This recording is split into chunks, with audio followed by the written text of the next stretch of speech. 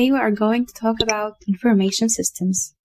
As you see, in the digital era that we are in, the importance of information systems is rapidly increasing, as it standardized the process of passing, collecting, storing, and assessing information. All business processes pass through many stages, and that requires different information systems. Today, we are going to talk about 3 types of information systems: transaction processing system, management information system, and decision support system. And each one helps various segments of the company. Let's know more about them. What is a transaction processing system? A transaction processing system, or TPS, is a software that ensures the completion of business transactions and also helps to keep track of them on a day-to-day. A transaction processing system can be various types. The first type we're talking about is batch processing, which through it, a TPS interprets sets or batches of data, usually grouped by similarities they all share. Through this type of processing, we can create a time delay because it reviews several sets of data, which usually requires more computing. The second type is real-time processing. Real-time processing is a method to process transactions as they appear by the manager and help us provide a way more accurate result. There are various components to a transaction processing system. The first component is inputs. An input is an original request for a product or payment that an outside party sends to the company's TPS. Inputs typically include invoices, bills, coupons, and custom orders. The second component in a transaction processing system is the processing system itself. The processing system reads each input and creates a useful output, such as a receipt. This can help us define the input data and what the output should be. The third component is storage. The storage refers to where a company keeps its input and output data. Some companies store these documents in a database.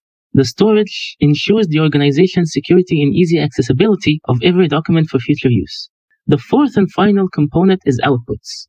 TPS outputs are usually documents the system generates once it completes processing every input, such as receipts and various other types of final results. These documents can help validate a sale or prove a transaction if an error is occurred, and provide important reference information for tax and other official purposes that we can futurely rely on. And now we have the management information system.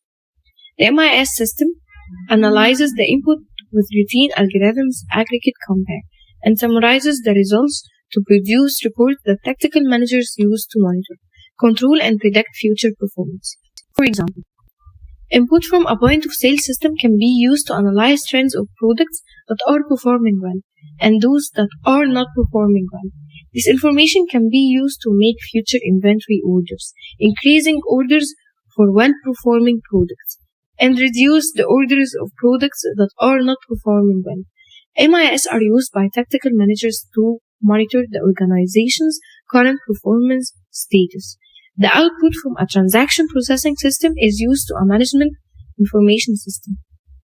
Examples of management information system include sales management systems. They get input from the point of sale system. Budgeting systems gives an overview of how much money is spent within the organization for the short and long terms. Human resource management system overall welfare of the employees, staff turnover. Tactical managers are responsible for the semi-structured decision. MIS system provide the information needed to make the structured decision, and based on the experience of the tactical managers, they make judgment calls, predict how much of goods or inventory should be ordered for the second quarter based on the sales of the first quarter. So, let's talk about decision support system. Decision support system is a computer program app used to improve a company's decision-making capabilities. It analyzes data and presents the organization with the best possible options available. A typical DSS consists of 3 different parts. First is knowledge database, which contains information from internal and external sources. Second is software system, which is composed of model management systems. A model is a simulation of a real-world system with the goal of understanding how a system works and how it can be improved. Third is user interface, which enables easy system navigation. Now, let's move on to the types of decision support system. DSS has 4 different types, which are data-driven DSS, model-driven DSS, communication-driven and group DSS, and knowledge-driven DSS. Now, let me give you an example of DSS so you would get a clearer picture. An example of DSS is GPS routing. GPS route planning is an example of a typical DSS. It compares different routes, taking into account factors such as distance, driving time, and cost. It also enables users to choose alternative routes, displaying them on a map, and providing step-by-step instructions.